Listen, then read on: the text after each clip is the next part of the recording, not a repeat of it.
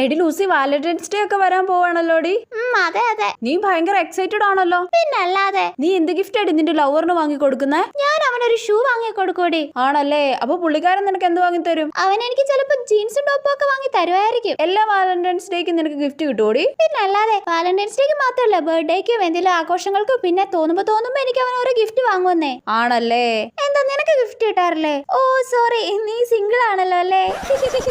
ആ അതെ അതെ. അതിനെന്തിനാടി മാക്കാച്ചി നീ ഇങ്ങനെ കളിയാക്കി ചിരിക്കുന്നേ? അല്ലേലും ഈ ക്ലാസ്സിൽ എനിക്ക് മാത്രമേ ലവർ ഉള്ളെന്ന് തോന്നല്ലേടി? ആ അതെ അതെ, നിനക്ക് മാത്രമേ ഉള്ളൂ. നിന്റെ ലവ് പൊട്ടോടി ചാടക്കാരി. അല്ല പിന്നെ